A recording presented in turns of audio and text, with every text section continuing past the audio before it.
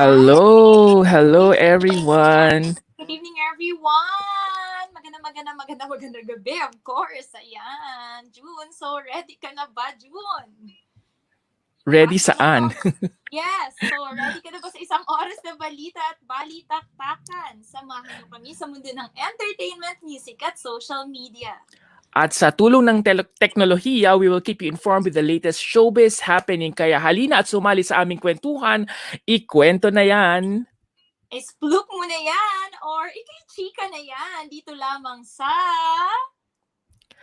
Starbuzz Live. The views and opinions of the guests do not reflect the views and opinions of the hosts. Furthermore, the views and opinions of the hosts do not reflect the views and opinions of the show, the management of this page, and the affiliations of the hosts. Too different, too wild, too loud, done with too much style, too far, too futuristic, and far too young to mess with, too smooth, too elevated, too smart, too concentrated, too ill, too ever stand still, too hard-headed to bend today. Feel something real, feel something real, feel something real, feel something real, yeah!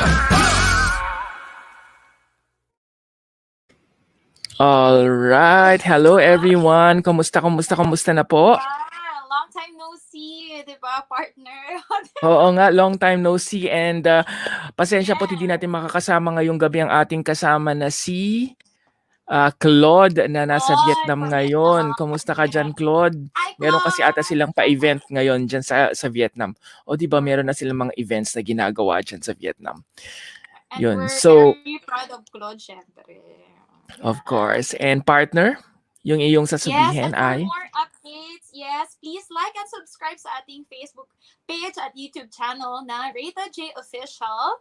And of course, meron na rin tayong Instagram at pwede na rin po kayo mag-tweet sa ating bagong Twitter account na Rita J Official. At para naman po sa inyong mga katanungan, please email us at ratedjofficial@gmail.com. Ayan. Alright. So ngayong gabi nga, ina-announce po namin na meron na tayong Instagram account. Siyempre, ang tagal na nito dapat na meron na tayong Instagram. Ano? Kasi meron na tayong Twitter, meron na tayong YouTube, meron tayo, of course, yung email address natin. And siyempre, ngayon lang tayo nagkaroon ng Instagram after 20 years. Ayan. Medyo nakiki-millennial na. Oo, ayun. Kasi dito sa Singapore, ang mga tao kasi dito mas Facebook and a little bit of Instagram. Actually, hindi masyadong mas ma-IG yung mga professionals, yung mga professionals, yung mga medyo mas matatanda din. Mas matatanda, hindi naman. Yung mga professionals usually nag-IG yung mga tao dito. At saka yung mga locals dito, they are really more IG than Facebook, right, partner? That's true, yes. Tama yan. So, i-follow nyo na kami, mga ka-Rated J, i-follow nyo na kami sa ating Instagram account. Just use or just search for Rated J Official.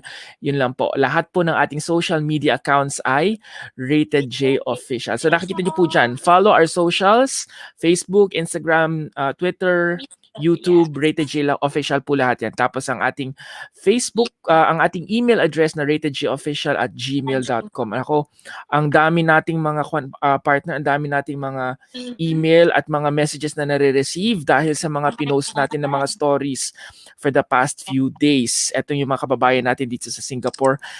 Specifically yung mga foreign domestic workers or migrant domestic workers. So marami tayo ngayon tinutulungan sa kanila at sana ay matapos na rin yung mga problema ng ilan sa kanila. All right. Sige, punta na tayo sa ating mga stories ngayong araw or ngayong linggo. Partner?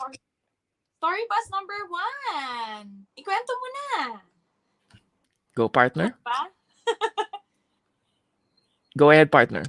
Okay, so mainit na pinag-uusapan nga ngayon sa social media kamakailan lang ang kontrobersya na may kaugnay sa Nas Daily matapos mag-post sa Facebook ang apo ng Kalinga tattoo master na si Wang Od. Ayon sa post, hindi raw sumang-ayon ang kanyang lola na maging bahagi ng Nas Academy. Matatandaan na kamakailan lamang ay naitampok ni si Apo Wang Od sa isa sa mga video ni Nas Daily bilang bahagi ng isang proyekto. Ang post laban sa Israelite social media influencer ay nasundan pa ng isang patutsada mula sa award-winning chef and agriculture advocate na si Luis Mabulo. Yan. Ipinahiwatig ni Luis sa kanyang post ang kanyang pagkadismaya at pagmamaliit di umano ni Nas sa mga magsasakang Pinoy. Binasag naman ni Nas ang kanyang katahimikan at bumuelta nga sa mga maling paratang laban sa kanya sa pamamagitan ng isang video post sa Nas Daily Tagalog Facebook page. Ayon kay Nas, di makatotohanan at pawang paninira lamang daw ang mga pahayag ni Mabulo. Pinaplaanan din ni Nas ang isyu tungkol sa di umano sa panloloko niya kay Wang Od. Ayon kay Nas, pawang peke at mali ang mga paratang sa kanya. Sa kasalukuyan nga, nakikipag-ugnayan na ang Nas Daily Team sa National Commission ng Indigenous People or NCIP upang ayusin ang sigalot. Ayan. Samantala, hati naman ang opinyon ng mga netizens hinggil sa issue pero umaasa ang kampo ni Nas Daily na mananaig ang katotohanan sa bandang huli. Kasalukuyang kino-contact ng Rated J si Nas upang magbigay ng komento sa mga ibinabato sa kanya. Ayan. Right. Kasalukuyan nga, nag-email na ako kay Nas with regards to this. Na-interview ko kasi si Nas 2 years ago or more than a year ago for TFC News. Kaya nakikita niyo yung picture na yan, ako po yan. Yung nasa likod, yung nakatalikod na yan, ako yan. Kausap ko si Naser. Ayun. At hinihingan ko sana ng reaction si Nas at gusto ko sana magkaroon kami ng one-on-one interview para dito sa Rated J, and hopefully ay pagbigyan tayo ni Nas. Alam ko yes, yung mga ibang Filipinos na nasa Nas Daily ay mga kaibigan din natin. Pero syempre iba pa rin yung boss nila, no? Pero we're trying our very best na sana ay makausap natin on an exclusive interview etong si Nas para sa mga kontrobersya na kanyang kinakaharap sa ngayon. I'm sure marami siyang pinagdadaanan ngayon, pero sana ay mapagbigyan tayo ni Nas. Alright, speaking of pinagdadaanan, yon, mamaya siguro itanong natin sa mga guest natin kung ano nga ba yung opinion nila tungkol kay Nas. Yun, sige. Alright, ang ating Starbuzz number 2. Ito nga po, kinasal na nga nitong nakaraang Sabado sina Angel Locsin at Neil Arce sa pamamagitan ng isang civil wedding na pinangunahan ni Taguig City Mayor Leo Clino Cayetano. Nag-post ang newlywed ng kanilang wedding photos pati na rin ang isang vlog na pinamagatang Lipat Bahay Gang, kung saan inanunsyo nga sa dulo na we are married. Ilang beses na ring naurong ang kasalan ng dalawa na dapat ay noon pang November 8, 2020. Dahil nga sa pandemya, kaya na-postpone ito. Kaya congratulations kina Angel at Neil Arce. Yun. Nakita ko nga yung post. Actually, una ko nakita yung post ni Dimples Romana, na kaibigan din natin si Dimples. Yun. Syempre, hindi naman ako pwede magtanong noon kay Dimples, di ba? Pero congratulations kina Angel Locsin at kay Neil Arce. Alright, partner? Wala na naman ako, partner. Oh my gosh. Pag naman sana. Ayan. So, eto na. Star number 3. So, nito lamang linggo nga, ika-8 ng Agosto, ginanap ang Virtual Miss Philippines Earth 2021 kung saan nagpamal ng galing at ganda ang 66 na kababaihan para masungkit ang natatanging corona. Nagpamalas ang mga contestant ng kanilang talent competition na kung saan hinati-hati sa 3 kategorya: singing, creative, at dancing. Nagkaroon din ng casual, sports, beach, cultural, at evening gown competition na kung saan kinunan ito sa kani-kaniyang lugar ng bawat kalahok. At kaagad naman inanunsyo ang top 20 na uusad sa competition. Bago ang question and answer segment ng top 20, ipinakita ang long gown competition na pinaghahandaan din ng mga binibini at ng kanya-kanyang production team. Sinundan naman ito ng swimsuit competition at ang pag-anunsyo ng top 10. Ipinamalas ng 10 huling kandidata ang aking talino sa pagsagot sa isang katanungan. Sa huli, kinoronahan ang Miss Philippines Earth 2021 at ang 4 na iba pang elemental winners. At ito na nga, speaking of... Ayun, nako, hindi ko na-play yung video kasi nagkakaroon ng problema ang ating technical problem. Nagkakaroon tayo ng technical problems ito. Pero anyways, eto, speaking of Miss Philippines Earth 2021, we have them tonight. Napaka-special ng ating palabas ngayon kasi makakasama natin live and alive straight from the Philippines ang ating mga winners. First time natin magkakaroon ata ng beauty queens. Ay hindi, meron na tayong pala mga naging beauty queen dito. Oo, pero first time na magkakaroon tayo ng buong kompletong fresh na mga beauty queen mula sa Pilipinas. Ang ating alin? Kompleto sila. Correct, kompleto sila. Ito na nga po ang ating Miss Philippines Earth Miss Philippines Earth 2021. Panoorin muna natin to. Yes. I just want to say congratulations, because you are Miss Philippines Earth 2021, Parañaque City! Maliban sa boxing at basketball, numero 1 ang mga Pinoy pagdating sa pagandahan o beauty pageants. Mapabarangay man yan, munisipalidad, provincial, national at international, nangunguna tayo dyan. Nito lamang linggo, kinoronahan na ang bagong Miss Philippines Earth 2021 at iba pang title holders at ginanapang coronation through online. Sa gitna ng pandemya, ano ang paghahanda na ginawa ng ating mga reyna ng kagandahan? Ano-ano ang mga plano nila sa susunod na mga buwan during their reign? At paano nila tayo ma-inspire na mahalin ang ating kapaligiran sa gitna ng mga pagsubok na kinakaharap natin dulot ng krisis ng pandemya? Get to know more of our rating queens, Miss Philippines Earth 2021 title holders, live na live sa Starbuzz Live! Alright, live na live dito sa Starbuzz Live ang ating Miss Philippines Earth winners. Okay, syempre may mga elemental winners diba? Umpisa na natin. Ang ating Miss Philippines Eco Tourism 2021, walang iba kundi si Sofia Lopez Galvez. Good evening sa'yo. Sandali, hinahanap ko muna. Iniisa-isa ko. Ayun. Good evening to you, Sofia.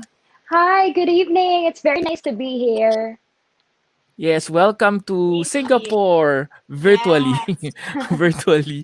All I right, miss Singapore.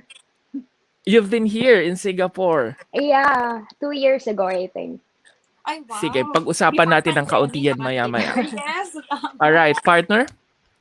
Yes, and of course, our Miss Philippines Fire 2021.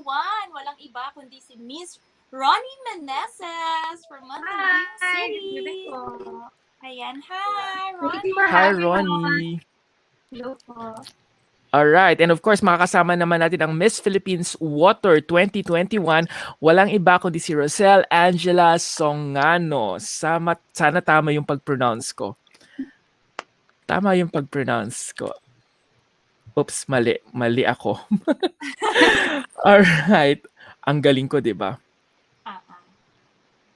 Alright, hello. Hello, good evening. It's Songano, but thank you so much Songano. for having us. Yes. Thank you. Ayan, pasensya. Songano, si Rosel Angela Songano. Alright, partner. Hello, Rosel. And of course, our Miss Philippines Air 2021. Walang iba kundi si Miss Amira Almamari. Hi, thanks for having us. Hi, Amira. Thank you very much for joining us. Ikaw ba ay nasa Manila or nasa Quezon ngayon? I'm in Quezon right now. I see. Sige, mamaya tanong din natin yung mga iba kung nasaan sila ngayon. And of course, ang ating Miss Philippines Earth 2021, walang iba kundi si Miss Nela Alshobarji. Tama ba ang pag-pronounce ko? Hopefully, I got it right. Or no? Because she's laughing. Sige, sorry, I have to unmute you first. I could not unmute you. You have to unmute yourself, Nela. What I said, that was a good try. Wait, let me try again. It's Alshobarji. No. Oh my Other goodness. pageants. It was difficult, so it's completely fine. It's Naila El Sharbaji. It's Ah, you pronounce it the way it's said. So El Sharbaji. outdoor Al-Shabarji. budgie, yes. I can't Nila na spell lang. Pwede bang properly. Nila na lang? Sharbaji. Right, Nila. Thank you very much, ladies, for joining us tonight. Sandali, nasaan ba kayo ngayon? Where are you guys at right now? Let's start with Nila. Saan ka ngayon, Nila? Paranaque, Merville. Oh, you're in Merville, Parañaque. I have friends in Merville. Hello sa aking mga friends sa Merville, sina Kat Sonsing, sina Mark Acelajado, my friends in Merville, in Yes, Parañaque. And of course, si Rosel. Rosel, where are you right now? I'm at Iloilo City. Wow, Ilonggo. Na-miss ko tuloy ang batchoy ng... batchoy tuloy. Ay, tama. Lapas batchoy ng Iloilo. All yes. right. And Amira, where are you right now, Amira? I'm in Atimonan, Quezon still. Oh, they're still in she's still in Atimonan. 'Di ba? Ang ganda naman ng background niya ngayon. Talagang ito ba yung sa pageant pa? All right. And Ronnie, where are you right now, Ronnie? Yes. Sa Mandaluyong lang. Nasa Mandaluyong lang. And Sofia? I'm in Taytay, Rizal. Right tayo. Nasa Taytay sila. Alright, partner. Okay, so eto, una kong katanungan sa inyo, gaano ba kahirap bumuo ng isang pageant online? Kasi napansin namin na yung pageant talagang parang nag-submit kayo talaga ng mga videos. Ang dami yung sinubmit atin na video. So, how is it difficult or how hard is it na bumuo ng isang pageant online? Kasi napanood namin yung pageant. It seems na talagang kanya-kanya kayo ng production teams. At saka todo editing yung ginawa ng Carousel Productions. Carousel ba ang pangalan ngayon ng productions? Or Miss Yes. It's Carousel Productions. Kasi yung kaibigan ko, isa sa mga editor niyo si Job. Hello Job. Kamusta ka na Job? So yun, yung isa sa mga editors niyo kasi, tinanong ko sa kanya, marami talaga silang inedit for this. So how difficult is it na bumuo ng isang online or digital na pageant? Maybe let's start with Neila. It's quite difficult because in traditional pageantry, you only have to focus on your walk, you have to focus on your Q&A. But for this, you have to focus on everything, the way that you look on camera, how you're moving forward, what's your strategy, what's your idea for the video, so how you want to present it. So you have to think all of that at the same time, compete and study at the same time. So it was a lot on our plates, but it was very educational along the way. Well, at least you get to learn how to do all this video thing habang ginagawa nyo tong pageant na to. Si Amira, what about Amira? How is it? How difficult is it for you? Thankfully for me, I wasn't really on the handiwork side. But for my team, I really saw how difficult it was because we had to create our own stage on the sand or wherever we were going to shoot. We had to create our own, it's a whole production talaga. It's as if we are staging the pageant wherever our location is. So it was very, very difficult and definitely tiring. But dahil sa sipag ng team ko, we were able to make everything worth it. Wow, congratulations to your team. Nakikita ko nga, para naka-SLR camera ka pa rin hanggang ngayon. Tama Yes, ba ako? Opo. Oo, pansin ko nga na naka-SLR camera ka pa rin talaga ngayon. Yan. What about si Rosel? Yeah, same here. I'm so glad because I already have a team for my glam and for my training, but I really had to look for a team for my production. And so I'm so happy that I met people who share the same visions with me. But there were times, especially with the eco video, that there were restrictions and that we couldn't go to the places that we were meant to go. So we didn't get the shots that we really wanted to take. But I'm still very happy because in spite of all that, we finished with an award na best eco video. Yeah, you actually meron bang cash prize 'yun? Parang wala. Wala. Parang panlibre din sana sa mga kasama mo, 'di ba? Anyways, okay, what about si Ronnie? What about Ronnie?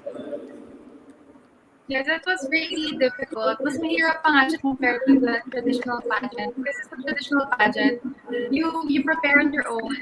Tapos sa coronation night, you go to the stage, to the events place, tapos matatapos na lahat. But then, with the virtual pageant, iba-iba yung category per day. So, ang tagal talaga. Almost 2 months ba? Tinagal or 3 months. Wow. So, sobrang makakapagod talaga. Wow, ang grabe ang sobrang preparation pala. What about Sophia? How is it? Yes, it was very difficult for us as well because we had to think of the logistics. So, for example, in Tanay, we have a lot of tourism sites there. I have to get my whole team. So, yung transportation itself is very difficult for us. But thankfully, I already had a production team that I trust in. And so, we also made it to the best cycle video. And I'm very thankful for them because they really made it easier for me because they really know how to execute the ideas that I come up with. So I have that. Wow, and of course, syempre gastos din 'to ano, talagang pinagkagastusan din talaga 'to. So, it's expensive, it's, unlike kung stage talaga siya, pupunta ka dun basta may damit ka, okay na yun. Eh, eto talagang pagkakagastusan mo talaga yung production team, 'di ba? Kaya, Alright, partner? kasi yun na nga, so since nabanggit mo na nga yun, sobrang parang mas grabe yung challenge nila ngayon kumpara sa alam mo yun, yung traditional na pageant. So, ngayon, yung question ko sa inyo, mayroon pa kayong panghihinayang na online yung naging competition? Or mas, ano ba, preferred nyo ba yung ganitong klaseng competition or yung traditional pa din? Maybe let's start Anyone with can answer. Yeah. Or anyone can answer. Yeah. Amira! Okay, Amira. Meron ka bang Okay. pinanghihinayangan? Yes, actually, sobra, because I wanted to get to know all of my ecosystems because we are 66. So I think we Right. would really have a great sisterhood if ever magkakasama kami, and also the sponsor visits and yung eco activities, we probably would have done that together. But still in the virtual setup, I'm happy because it was like we were traveling to different places when we were watching the videos of the other girls kasi sobrang ganda talaga ng production. But ayun nga, still nangihinayang din ako because I think we would have a greater bond siguro if we were all together. Mm. Rosel, how was the bonding ng 66 girls? Do you guys have like Zoom meetings or online meetings palagi? How is it? I haven't personally met other candidates, but for us sa KF, we have our meetings, but it's for training, so we didn't really get our personal bondings. We didn't really get to form that strong friendship. But siguro at the end na lang kami na naging close talaga. I don't know if it's the same with the other girls, but that's how it was for me. Mm. Okay, what about si Ronnie? Ronnie, how is it?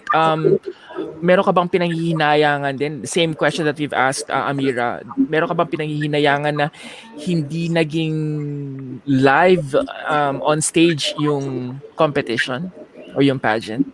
Yeah, meron. And I feel like makaka-relate yung other queens kasi sa coronation night, syempre hindi namin na-feel na talagang sinurunahan kami, wala yung audience impact, wala yung actual crown, yung sash. So, siguro yun yung nawala dahil virtual. Then, still, masaya pa rin naman yung experience. And what about you, Sophia?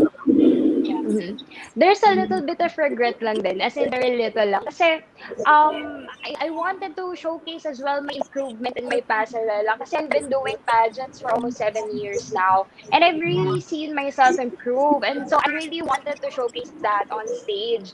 However, I wasn't able to do that. And hindi ko rin siya, even though may videos naman to show my pasarela, haven't really had the chance to show it off. Like, for example, in my final swimwear video, I have to balance it as well with the showmanship. So I really had to walk on an acrylic platform with a little bit of water on it. So my heels were wet and it's very hard to walk. So hindi ko din na-showcase ang passerelle. So I think it's a give or take lang din between the advantages and disadvantages of a physical and virtual pageant. But so far, it's been really fun. Like Amira said, we've been able to travel around our municipalities. Nila, how is the bonding with the rest of the girls in this case? Do you guys have like a group chat? And of course, what's your thought about having a digital format ng isang pageant? Well, the bonding with the girls, I mean, we all had a Instagram page, Instagram group where we chat with each other and plan future plans. But during the pageant, I was only able to meet the girls in a day. Chamba lang, you go inside, I'll meet some girl from Miss Earth. And luckily for me, I found my best friend in Miss Earth actually, which is Talisa Simple. And then we became very close. I wish I got the chance to meet everybody as well and get to know them more.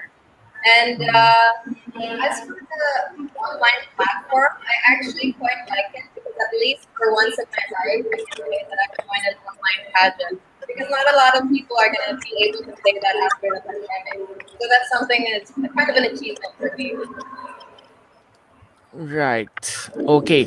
Sige, eto kasi standard question na namin sa lahat ng mga nagiging guest namin dito. We want to really ask you guys, how is your paano kayo lumaki, ano yung childhood nyo, yung ganun lang. A very quick lang na introduction about how you guys grew up. Okay, kayo ba'y naglalaro sa kalye katulad ng ibang mga tao, or kayo ay prim and proper na nasa mga bahay lang kayo? How was your kabataan days? Let's start with maybe with Rosel. Yeah, so I'm the youngest in our family. I have an older brother, and so I'm very playful. We would play video games together. And so I brought that with me in my elementary days, where I would climb up the monkey bars and play in the playground almost every day. And my mom would get mad at me because I would fall down, but I would still play and play with my friends. Until one day na I felt that I actually fractured my elbow. And so I got really guilty, and I decided that I wouldn't play with the other kids anymore, just behave and stick to my art. And so that went on for how many years, and I developed a strong passion for the world of arts. But then by high school, my friends, ang whole barkada ko, really transferred to another school. And so I was left in my school since elementary, and I became the loner. So for 2, 3 years, I didn't really talk to anybody. I didn't know how to conversate anymore. That the slightest and smallest of interactions would really cause me anxiety. But then I'm really glad because by the end of my high school year in grade 10, I joined the theater group where I met a teacher that really brought out the best in me. So I brought that to my senior high school years, and now I'm here. Wow. Okay. What about si Sophia? So, opposite of Rosel, I am the eldest in the family. So, I have a younger sister who was born 6 years after me.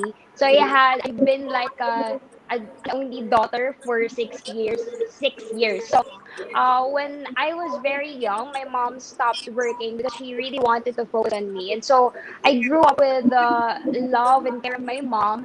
Pero she really made it a point that I will be independent. So I also go out of my house. Naglalaro din ako ng patintero, piko, 10-20, of course. So I had a really 10-20. fun, yes, I had a really fun childhood. Although some people can say that I'm also a nerd. This is a funny thing that my mom always used to tell her friends. My very first award in school, I think that was in kinder yata. Best in oral discussion. So sabi niya madaldal na daw Oral ako when I discussion? say Oral yes. Wow. Yes, and the funny thing about that is that the award was made for me daw.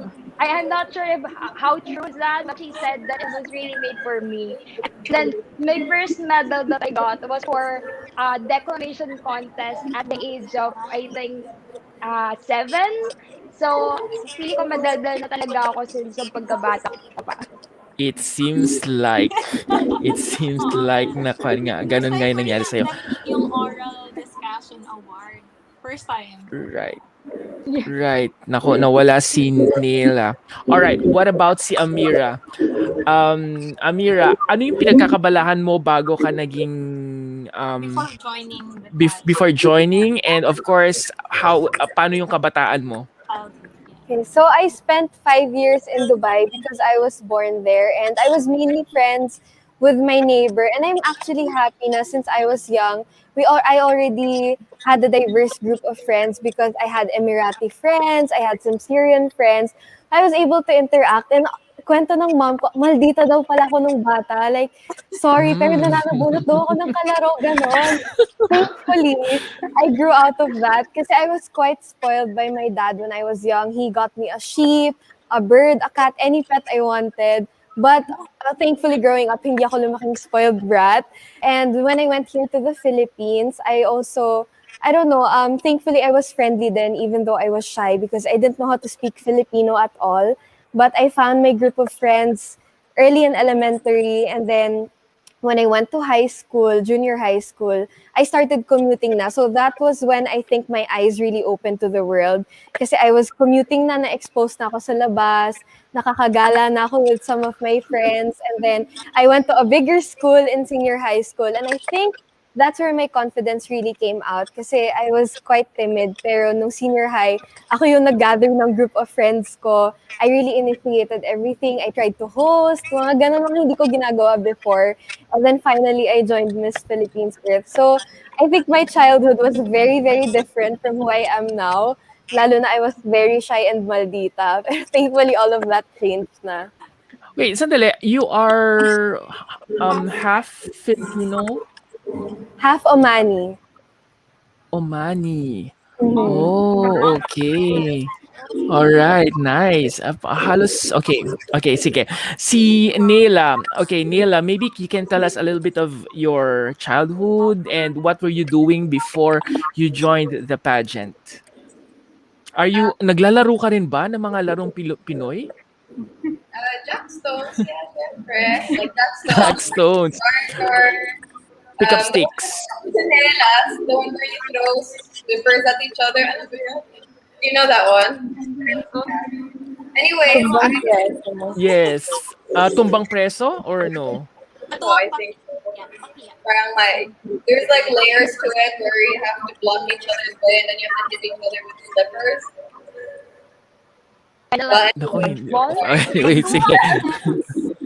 So I am the youngest and only girl of 5 siblings. So I have 4 older brothers. I'm born in Saudi Arabia, and then I was raised half my life in Syria and half my life in the Philippines. I'm half Syrian, half Filipino. And when I was living in Syria, most of my days would be spent in the park. I was a very boyish girl because I grew up with boys around me. So I would always play with the boys in the park, like think that I was a boy, and I would always be on my bicycle, my scooter, and I would ride sheep the whole farm. I was very confident when I was younger. And then when I went to the Philippines, I got exposed to dogs because we don't have a lot of dogs in Syria. So I didn't know what creature it was. So when I was in the streets, there was a dog that jumped over me, and I freaked out in panic. And then it was a small Shih Tzu, and then it licked my face, and that was the first time I fell in love with dogs. And then as a kid, I would go to all of the houses in Carmel and make friends with every single dog around me. So I was that little kid who was like, oh, there's nobody wants to talk to dogs around you. So that was kind of my life growing up. And I was very shy. I wouldn't really talk to anybody around me. Maybe cashiers, but then I had to grow out of it. And that's basically my childhood before I landed. You went back to the Philippines noong how old were you? I went to the Philippines when the Civil War started in Syria. I was 11 years old when I got here. So half my life, 23 11. I see. Okay. Sorry, hindi ko alam. Sino pa bang hindi ko natatanong with regards to this question? Natanong ko na ba lahat? Tungkol sa childhood nyo? Ayun. Hindi pa pala. Yes. Alright, si Ronnie. So, yung childhood ko, I feel it's very fun naman. So, ako yung bata na laging amoy araw. Kasi yung pag-uwi Amoy ng school, araw. Gusto ko yun. pag-uwi ng school. Gusto ko rin yun. Di ba? Nakaka-relate. Yes, yung paggaling mo sa school, pagtapos na lahat ng homework mo, yung papaalam na ako sa dad ko kung pwede kami lumabas. Kasi I live in a small town homes lang na. kapag pumayag yung dad ko, sobrang saya ko na noon. Lalabas ako, meet yung neighbors ko. Tapos lalaro na kami, yun din, Chinese garter, bangsa, patintero, lahat yan. Tapos may curfew kasi ako, so talagang sinusulit namin yung time together. So, parang before dinner, kailangan ko nang umuwi. Tapos by 9, tulog na. Tapos nung high school, medyo strict pa rin yung dad ko. So after school, diretso uwi na kasi hatid sundo kami. So wala akong chance na lumabas or mag-mall. Talagang uwi na ako agad sa house. So nung college, doon ako medyo parang, hindi naman rebelde, pero doon ko siguro na-enjoy yung pagiging ano ko, pagiging ano ba? Basta doon ko na-enjoy yung buhay ko. Na parang nagagawa ko lahat with my friends, nakakapag-mall ako, gano'n. So yun, masaya naman. Right. Pero kayo ba ay merong super nerdy type? Meron ba mga super nerdy type niyo when you were young? Okay, si Sofia, si Amira, si Rosel, parang lahat ata kayo si Ronnie. Si Nela, were you those kinds of nerdy kind of student? I'm sorry, I didn't get that. Define nerdy, like study nerdy, or Like you were really more into studies as compared to probably playing outside, or yeah, ikaw ba yung sobrang bookworm, you would always read a lot of books? Ganun ka rin ba dati? I would read a lot of manga. So not really books, but more on like manga and like short stories. But not really studies. I was more of a lampachera. I kind of regret it, but yeah. Right. Okay, partner? Yes, ayan. So, pumunta naman tayo dun sa preparations nyo during the pageant. So, ano ba yung pagkakaiba? Kasi feeling namin, nag-prepare pa rin kayo for the, the actual stage of the competition. Pero ano yung, mas mahirap ba na yung preparation nyo nitong virtual competition o yung sa actual stage? Like in kanina binabanggit na yung pasarela nyo ay talagang practice nyo. May difference ba when it comes to preparing for a digital pageant as compared sa physical pageant? Anyone can answer now. Anyone?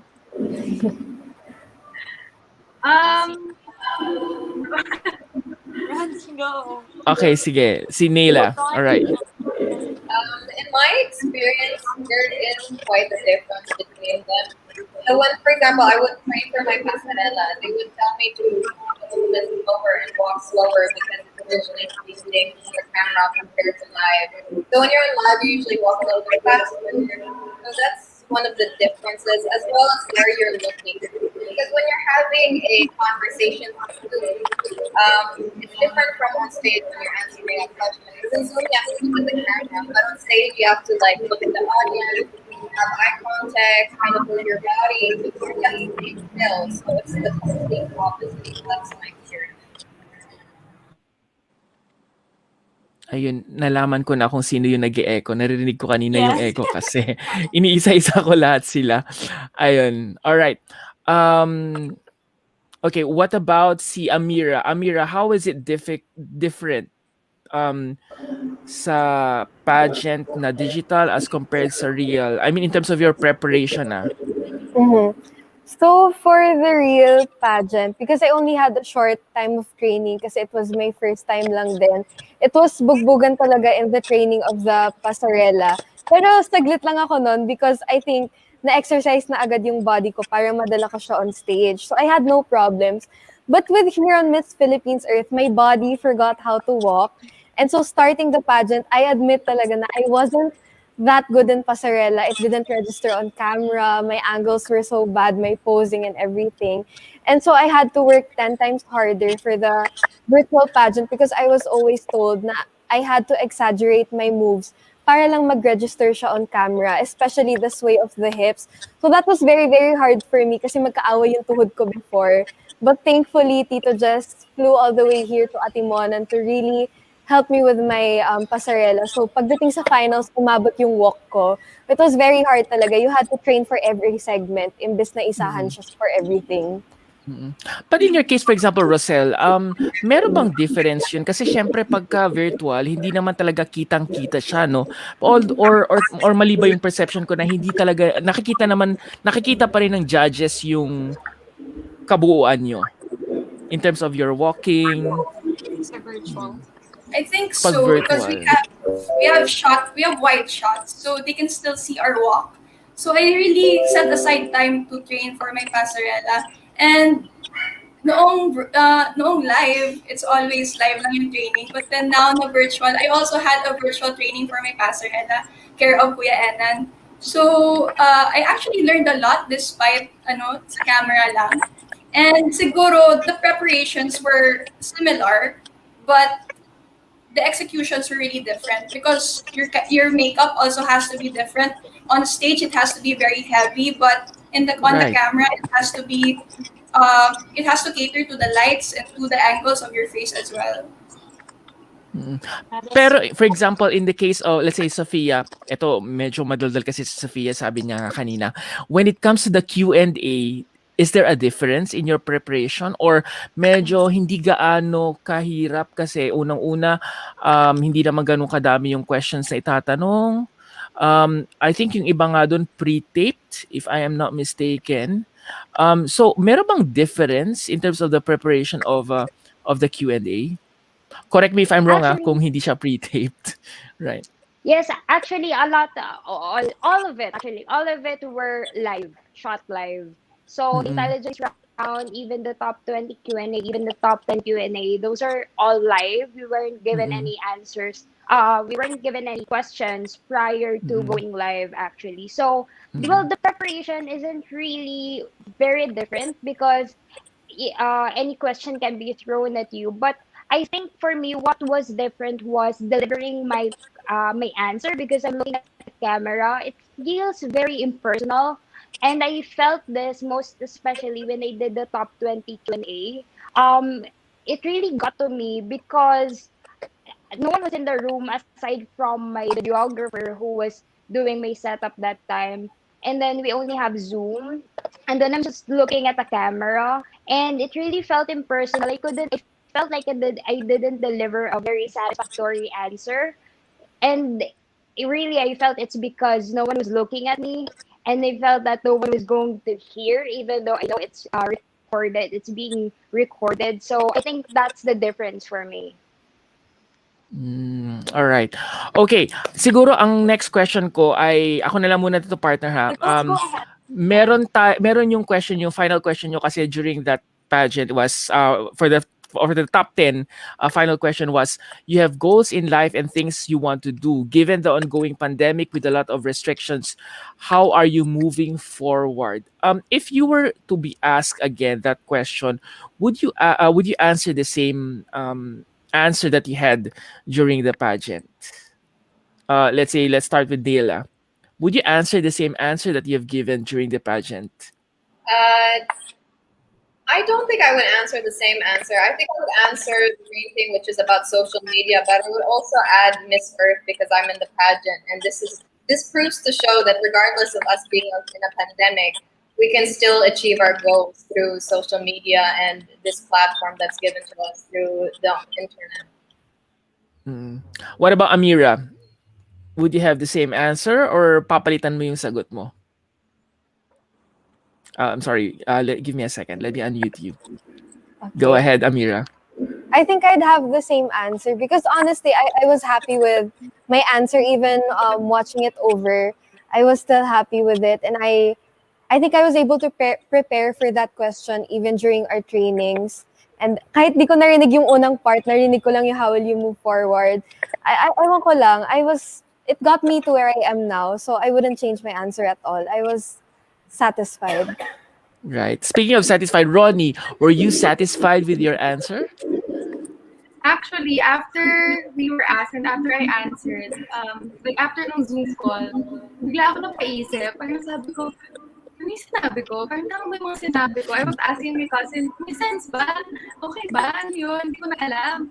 But then, like, if you're gonna ask me again, siguro mas masasagot ko siya ng, I would say, mas prepared or mas madami kong masasabi. But then, no regrets because at the time, yun yung totoo sa puso ko and that's what I wanted to say.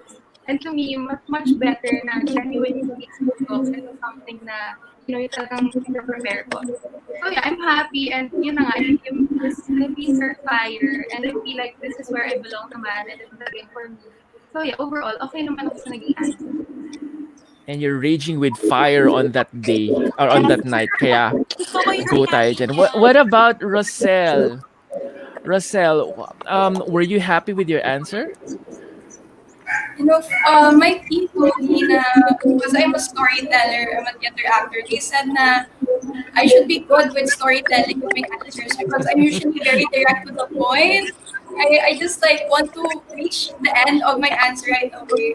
But then with beauty pageants, you really have to add that pizzazz and really lure in your audience. So siguro I could have explained a little more, added a little more fun into it. But I wouldn't really change my answer. I'm really glad that it got us to where we are today and gave us our respective titles. Wow. And Sophia? Yes, looking back at it, I don't think I will change my answer, but instead I will probably elaborate more because sometimes I get scared of the fact that we only have 30 seconds to answer. So sometimes I underestimate it and I just answer very, very shortly. The same thing happened with my top 20 Q&A. I really shortened it because I was scared what this 30 seconds, how long this 30 seconds really last when you're speaking. So I guess I will just elaborate on how exactly, because it's true. I'm really going to continue creating my camping site. That's my answer. I just failed, I think, to elaborate on how, because I'm technically working from home. So that's how. I felt like I didn't say it because it's self-explanatory, but that's the thing with Q&A. So you really have to explain yourself. So I guess that's the point that I would probably change. All right. Speaking of explain something, eto, we're gonna have a little bit of a game. Okay. We actually have 5 people here. Partner, papalitan ko lang yung game nito ha. Okay. So we have 5 ladies here. What I'm gonna do is I'm gonna choose the first person, and then this person will have to choose another person. Tapos bigyan nyo kami ng first impression nyo dun sa taong yun. Kasi sabi nyo nga, di ba, hindi kayo nagkaroon ng bonding. So this is the time, or this is gonna be the time that we're gonna do some bonding moments. All right? Everyone understand my instructions? All right, so let's start. Okay, si Nayla na lang, since you're the Miss Earth Philippines 2021. Choose one of the 4 ladies. Okay, and pag napili na kayo, hindi nyo na pwedeng piliin ulit so you will have to choose another person, okay? So choose one person and then give us your first impression of that person. I choose Rosel. All right, Rosel. What's your impression kay Rosel? Oh my God, the first time Rosel came on, she was talking about her age and she was just so eloquent for a person her age. And every time I look back at who I was at her age, I was like, oh my God, she's so amazing. I want to talk to her. I want to meet her.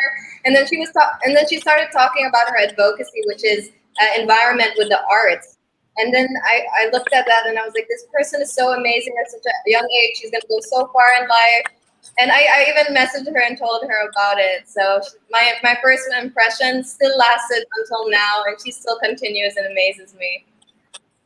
Wow. So, ano yun? Environment with the arts. Ang ganda naman ng kanyang ang ganda naman ng kanyang advocacy. All right, what about you, Rosel? Who are you going to pick? And what is your impression dun sa taong yun? First of all, I want to say, Ate Nana, you're making me cry again. I love you so much. Wait, you call her Ate Nana, but how old are you ba? Oh, me? Or how 18. young are you? How young are you? Sorry about that. 18. 18? Wow. Nako, I think you were born nung nasa college na ata ako Yeah, 2002. Or graduate na nga ata ako. Almost. All right. Yeah. Okay. Anyways, who are you gonna pick? And ano yung impression mo sa kanya? I'm going to pick Ate Sophia. Because the first Ate moment Sophia. that I met Ate Sophia, the first impression talaga was, super kind-hearted, like the most beautiful soul I've seen or like felt. And then she commented on one of my pictures. I think anong picture ba yun? Casual or talent? I don't know. But then Talent, she I messaged think. me.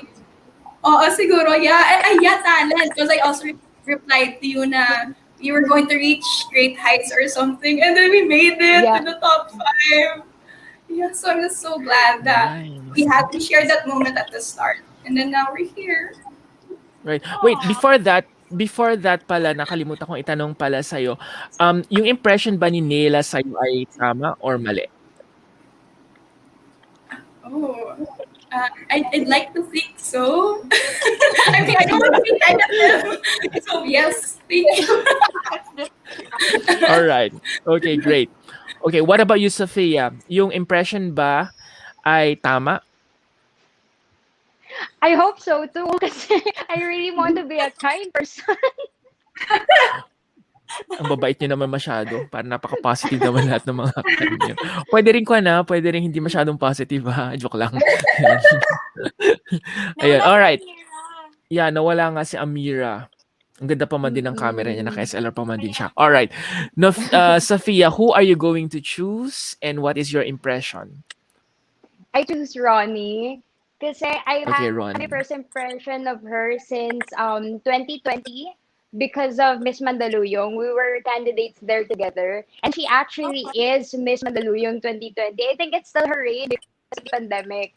So the first Wow. time I met Ronnie, I think that was the application pa lang yata, parang orientation pa lang yata ng candidates or selection. And I can remember she was the first person who I can actually relate to. So I've talked to a lot of people, pero kasi I'm a very introvert person. So if someone doesn't really continue the conversation, I wouldn't really engage. So Ronnie really kept talking to me, and I think we bonded a little bit that night. And fun fact is we actually were oh well we're from UP. We're both from UP. So Oh, that's go a UP. thing that UP din really ako. yeah. Wow. Yeah, so that's the thing. That's the thing that we bonded on, the fact that we were both in UP and parang graduating kami at the time. Diliman. Are you from Diliman or Yes, from Diliman kami both Sophia is actually. from And Diliman? Ronnie is also from Ronnie is Diliman. also from Diliman. And fun fact, Amira just passed biology in UP Manila. Since she's not here to say that, she passed biology in UP Manila. Wow, I'm so proud of her. magpe-pre-med. Magpe-pre-med pala siya. Yes. He's going to take up medicine. Most like I'm assuming. Kasi usually, di ba, pag nagbabayo, mga gustong mag-medicine. Alright. Sorry, Ronnie, what is your course in Diliman? Actually, yung first 2 years ko, biology talaga yung course ko, and then I shifted to clothing technology. Okay. Ayun, alam mo, lagi ako dati sa clothing tech kasi, sa HE kasi, may mga libreng pagkain dun eh. Yung mga nagkukuhan doon. Oo, may mga libreng pagkain doon. Yung ano ba yung course na yon, yung mga HRA ang tawag kasi nila doon. 'Di ba? Iisang building kayo, tama ba ako? Yes po, malapit lang po. Yung sa clothing tech po kasi separate yung parang house. Separate na yung building niya. Alright. Madalas ako dun dati kasi maraming pagkain libre doon. And what about you, Sophia? Your course in Diliman was?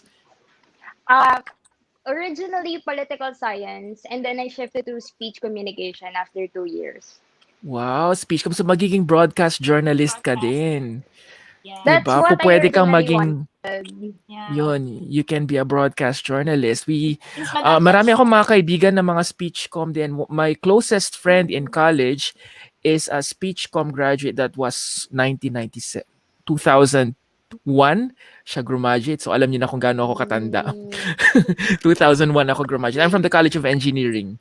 So, yun. Oh, cool. Right. Okay. So we ended with Ronnie. With Ronnie. Okay. Yung impression ba niya ay tama or mali? Actually, naalala ko yung night na yun. Pero medyo nagulat ako na mataldal pala ako kasi very shy. Kasi shy girl din talaga ako. And very shy. Nagulat ako na talagang tuloy-tuloy din yung usap namin ni Sophia that time. All right. Ronnie, wala kang choice. It's either, hindi, si Amira na. Kasi si Amira will have to choose si Nela. Okay, Ronnie, what is your first impression to Amira? And yon. So yeah, when I first saw Amira, actually kasama kami ni Amira sa isang interview. And yung impression ko talaga sa kanya is, very sweet girl na alam mong palaban. So yun yung nakuha ko Wow, sa kanya. kakaiba yun ah. Look at her, super sweet girl, super nice. Pero pag kailangan niya lumaban, laban talaga. As in, super pasabog. She's very anong tawag doon palaban talaga sila. Palaban talaga si Amira. And Amira, congratulations for passing biology sa UP Manila. Your friends just told us here kanina. Congratulations. Are you planning to take up medicine after? Para may delay siya. Thank you so much. May delay nga siya. 15 years. Thank you. Let's wait for her. Yes, I am actually.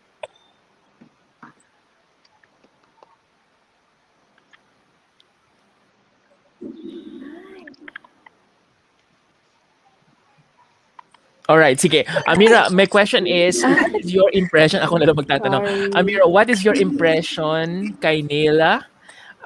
Yon.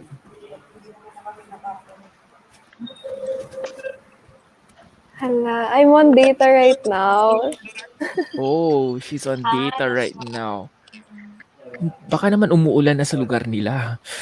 Sa Atimon. Oo, lagi umuulan. Sa Atimonan. Quezon to Bicol. Oh my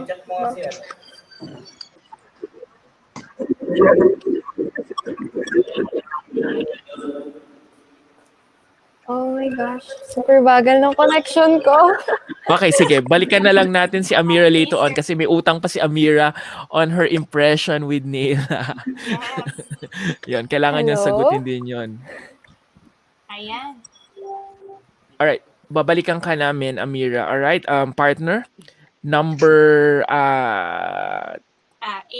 10 na tayo. Number 10 na lang tayo. Number 10 na tayo. Go. Number 10. Okay. So, alright. So, ano yung plans nyo on this entire year? Okay. So, do you have any like activities, even though like may mga restrictions and the ongoing pandemic, syempre? So, ano yung plans for you guys? I think Nela can answer on behalf of the whole group. What are the plans for the 5 of you? Other than pursuing all of our advocacies, we're planning to have a channel where we can educate people online. So we're collaborating on that. We're excited to show what Philippines is about, as well as the environment here. So we're trying to make a change with everything that we have, because we have diverse advocacy. So we're going to put that on the platform and show everybody around us. And we're really excited about it. Are Sorry there if I'm speaking quite difficultly right now. I'm getting quite tired today, so I'm really sorry. Just saying it. No, it's okay. You're totally okay. You're totally fine. Everyone loves you. I think all the ladies are very happy right now for you as well. And yon, sige, yung utang ni Amira. Amira, what is your impression kay Nela? Parang wala pa rin.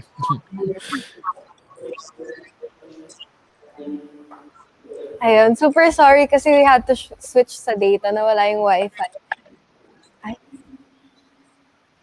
Ay, wala pa?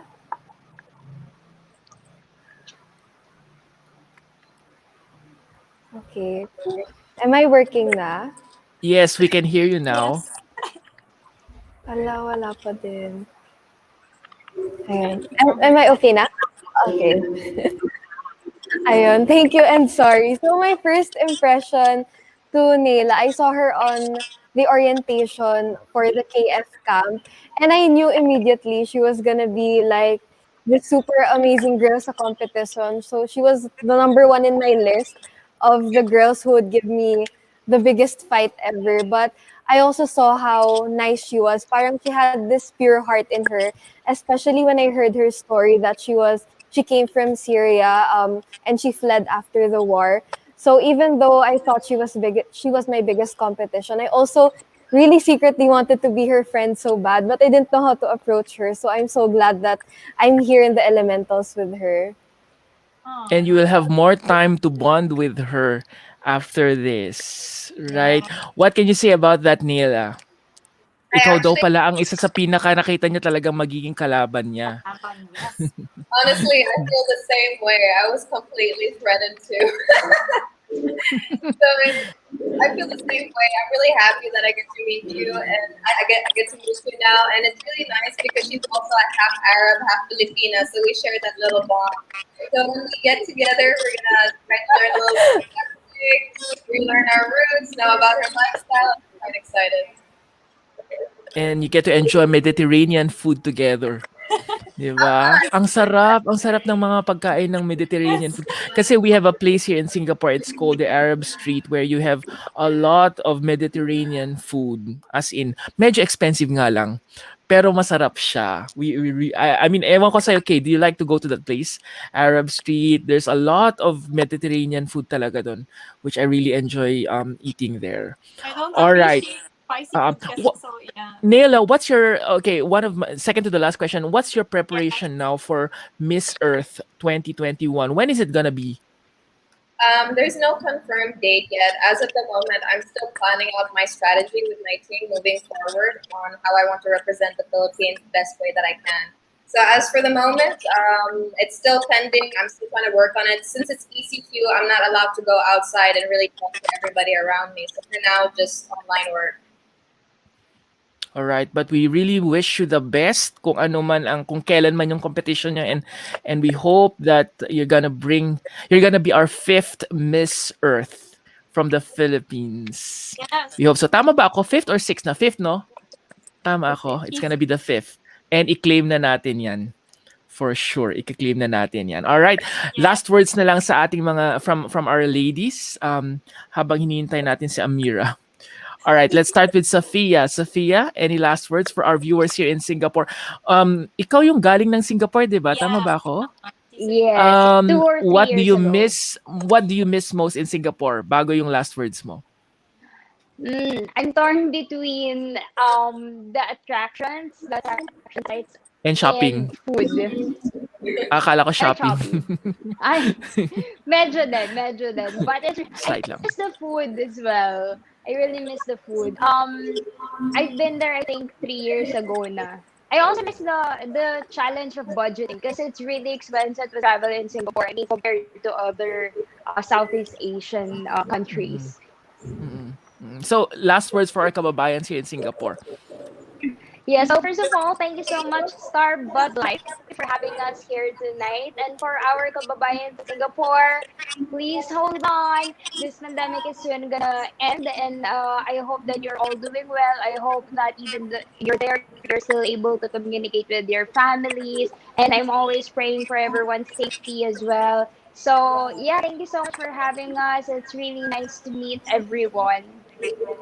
Yeah, thank you very much, Sophia, for joining us Sophia. tonight. Ronnie, last words for our kababayans here in Singapore? Kapa ko isko or iska. So first of all, thank you po for having us, and to everyone watching Starbuzz and supporting Starbuzz, thank you so much. And like what Sophia said, kapit lang guys, I know that we can get through this together. Malalagpasan din natin. Always please stay safe. Yeah, thank you very much, Ronnie. And we have Roselle. Any last words, Roselle? Thank you to Starbuzz and to all its viewers. And I just want to say that please rest when you can. It's really important to take a pause and breathe. So stay safe, everyone. I hope you're all having a great evening or whatever time it is where you're at. Thank you very much, Roselle. Sobrang natamaan ako doon. Yung sinabi mo na you have to pause a bit kasi ako yung tao na go, go, go. Thank you very much for reminding us, or reminding me at least for tonight. Thank you very much for that, Roselle. And Amira, any last words for our kababayans? And I'm back. And to our Yes, you're back kababayan, now. Your line is better now. yeah, to our kababayans in Singapore, I know that you might feel a bit more separated from your family in the Philippines, especially now that we can't travel. But I really do hope that you're able to find solace in each other in the Filipino community there in Singapore. Please hold on, get vaccinated if you can, and stay at home because, as Ate Sophie said, this pandemic will really be over and we'd be able to be together again. Stay safe. Yeah, thank you very much, Amira. And yeah, ang mga Pinoy dito, I think most of us are already vaccinated kasi we are about 80% or 82% na yung vaccinated. Tapos yung fully vaccinated is about 72% na. So, yun. Kaya most of my friends are actually fully vaccinated na rin. So, kayo din dyan sa Pilipinas, sana ay mabakunahan na kayo lahat din dyan sa Pilipinas very soon. Alright? Anyways, and our last, si Nela, ang ating Miss Philippines Birth. Any last words for our kababayans? I just wanted to thank everybody who is watching. So thank you, Starbuzz, for having me. And I know that the pandemic is very difficult. It's mentally straining for everybody. So if you're having a hard time, please reach out to the people you love. They would know that what to say to you. They care about you and know that there are people out there who truly and truly love you. And then, while with the pandemic, I hope everybody gets vaccination because it's not only for you, but it's for everybody around you. It's a difficult moment, so let's take care of each other and move forward together. Wow, thank you very much, Neil.